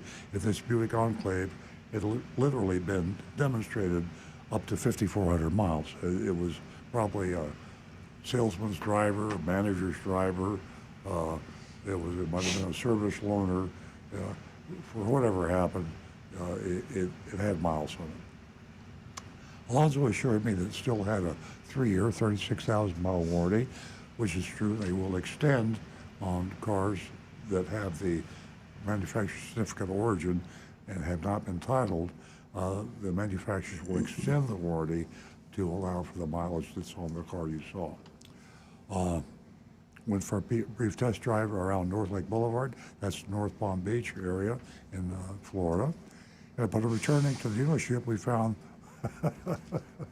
the showroom doors were locked. Oh my God. So it said closed at 7 o'clock. Now, that tells you a little bit about how lucrative the car business is. Not only is not a wolf pack trying to hound you and tackle you and put you into a car, but they locked you out of the dealership when you're out on their test drive. That's sure sign that they're not real anxious to sell cars because they sell all they want at a very, very high price. A sales manager promptly came over, unlocked the doors, guided us back to Alonzo's desk. Alonzo excused himself briefly to retrieve a printout for me. When he returned, he handed me the sales worksheet and went over the numbers with me. The market value selling price, in quotes, was $48,000, which amounted to a discount of $5,640. They added a $39 private tag agency fee, $379 in taxable fees, which are not legitimate, and a $995 service, we call it junk fee, dealer fee, whatever you want to call it. Out the door, I was at $52,431. So, while examining the price, I noticed that the worksheet indicated the Enclave had only 2,000 miles. This contradicted the odometer reading. It was 5,400 miles. Carelessness.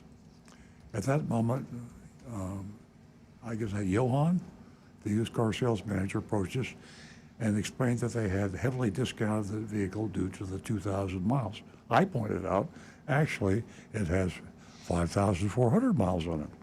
Would it be possible to negotiate the price further? You know what happens to these cars if you just like a little insider thing? Anything with gas on it and a car dealership is prone to be driven. Salespeople take them home. Anybody takes them home. People are looking for cars with gas in them, and they drive them, and miles get put on them. They call it a demo, but that makes it sound good. Or maybe an executive car. That even sounds better. But it's a car that's been laying around for a while, and probably everybody's been driving the car. Johan asked me to suggest a specific price, to which I replied, a few thousand more. He responded that they might be able to lower it by a few hundred more, but that would be the extent of the adjustment. I thanked him for his honesty and stated that I would need some time to consider it before getting back to him. He handed me the worksheet and asked if I had any additional questions. I said no, and I took my leave. So basically, there you have it. I'm looking at a copy of the standard worksheet, and they do have the non-taxable fees, the private tag agency fee. All these are junk fees. They just have different names for all of them. And the out-the-door price was $52,431.94. That's a pretty big discount. I was looking for GM discounts on the Enclave. The only thing I saw was a $750 discount. Is that right? That's all? Surprising. But I'm also, I'll tell you one thing, it's difficult to find information about GMs. It's not as easy, I'm telling you. First of all, I was trying to find out if there were any GM hybrids. And if you Google it, you'll see all sorts of results like, Malibu hybrid. So then you go to Chevrolet's actual website, GM's website, and there are no hybrids listed. And I could be wrong, but I can say I couldn't find any hybrids for GM, which is weird. And I was also having a hard time finding rebates. They have the Bolt, the Chevy Bolt, which is kind of a hybrid, but it's a plug-in sort of hybrid, weird semi-electric vehicle. And I think there's, I saw some stuff about future electric trucks, but I didn't see much about anything else. Well, if anybody out there owns a GM hybrid, let us know. Text us and let us know. I thought GM had some hybrids. I thought everybody had hybrids. Yeah, I thought everybody did, yeah. Maybe that's why they're not the #1 manufacturer in the world. Well, we got to vote, so hopefully we have some voters out there. We'll go around and we get the most votes on YouTube. I know we'll get a bunch there. You can text us the votes at 772-497-6530, 772-497-6530. These votes are important because we have to choose the list, the recommended list and the not recommended list. And we have this online at earlandcars.com. So when you want to go shopping for a car, you can check if you live in the area of some of our mystery shopping reports. You can find out people that are on one list or the other. You can also look at the people on the one list, recommended, find out if they have an A, B, C, or a D. If it's an F, we put them on the do not buy list. Positively, do not buy a vehicle from somebody on the do not buy list. We give them an F, and they are really bad. And we don't have a whole lot of Fs. Yeah. We have some, but we don't have a ton. Yeah. Well, Jonathan Wellington says, this dealership gets an F. The lack of a Monroney sticker is enough to add them to my do not buy from list. Removing that sticker to me is a clear sign of profit manipulation. That's true. Even if it's a demo, they got to put that sticker back on there. Mark says, sounds like an average sale to me. Average sales experience, C+. Yeah. I'm closer to Mark's assessment of this. Mistakes were made. It wasn't perfect. But Agent Lightning went in there and got a almost $5,000 discount off of the fees, a $4,000 discount off MSRP, on a brand new car with a little bit of miles. It sounds like a pretty good deal to me. Rick? Okay. Oh, I'm sorry, my grade. I'm going to give him a B plus, not B plus. Sorry, a B. Great. We've got Negan 1 says a big D. Ooh, coming in hard today. D. Tom Steckel, That's the C minus. Taxable fees are bogus. They also omitted the legitimate title and tag fees on the worksheet. That's a good note. I sense there's distance between us and our audience. Johnny Z. Fradley, C. Fair price, some dealer fees, but at least no add-ons. Tim Gilliland, C. Brian Sidlatko, it's a C for me. And for myself, I'm actually going to go a little lighter. I'm going to say a B because I don't see anybody playing games here. They immediately put a discount for the mileage on it. They even offered a few hundred more discounted because of the discrepancy on the mileage. And I think it seemed like a pretty reasonable deal on that particular car. That's what I expect to see, like on a car with that many miles on it, on a new demo. It seemed like a reasonable, even in normal times, that seemed like what you would see for a car with miles on it. They want to move it. They'll get a credit for the sale, and they'll make some money on holdback, and hopefully make some money in finance. That's what they're thinking. So, Yeah. Well, I say there was a few inaccuracies, and the dealer fee was pretty high. No Maroni sticker? Come on. And what about 5,400 miles versus 2,000? So for that, I give them a C minus. right. I'm going to go with a C. Schumacher most of his stores are pretty decent. Most of his stores are recommended. I don't think Schumacher, probably got, a dozen stores in this area? Something like that, yeah. And I think they're all on the recommended list. So we know the dealer personally. He's a good guy. And he's got too many stores, so he can't stay on top of them all. But that's true for all dealers that have multiple stores. But it's a legitimate place. They've got a lot of franchises. His father was the original Buick dealer in the area, and this is second generation, and he's really expanded considerably. So I'll go with a C. There we go. Yeah, they always do pretty well. I don't think we've ever flunked them. All right, so it's Okay. official. That's a C. Good dealer, bad dealer list. Check it out. Jonathan, how much time do we have left? Okay, Earl, take it away. Well, the only thing I have to add is the fact that our Tesla has got another software update, and just really quickly, I was going to Elon Musk. I guess because of the heat he's got on his autonomous full self-driving, he's done a disclosure now. This came up on the last software update. Full self-driving is not in in early limited access beta and must be used with additional caution. It may do the wrong thing at the worst time. I love that phrase. Now he tells me. He wrote that personally. He does a lot of things personally Yeah, at this country, right. at this company. It may do the wrong thing at the worst time, so you must always keep your hands on the wheel and pay attention to the road. Do not become complacent. When self-driving is enabled, your vehicle will make lane changes off highway, select forks to follow your navigation route, navigate around other vehicles and objects, and make left and right turns. And I go back to, it may do the wrong thing at the worst time.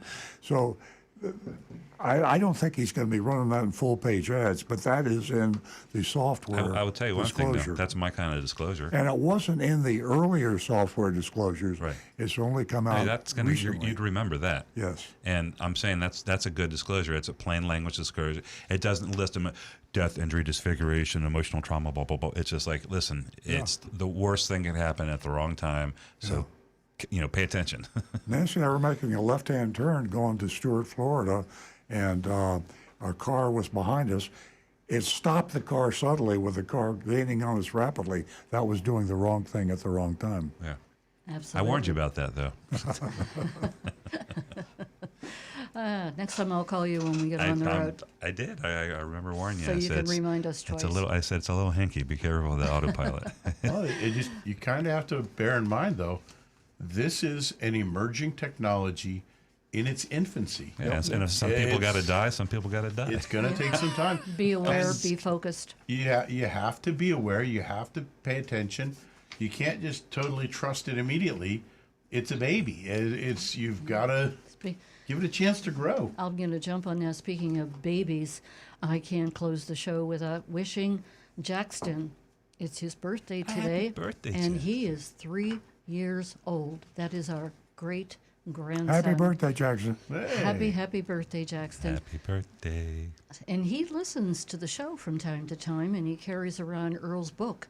Okay. It's amazing. It's just amazing. He says Pop Pop. He calls me Pop Pop. Yeah, he doesn't know my name. I'm just saying. Okay, folks, you are a big part of the show. We definitely enjoy your company. Tuning in every Saturday morning. We thank you. Have a wonderful weekend. We'll be right back here next Saturday, same time, 8 a.m. Have a great weekend.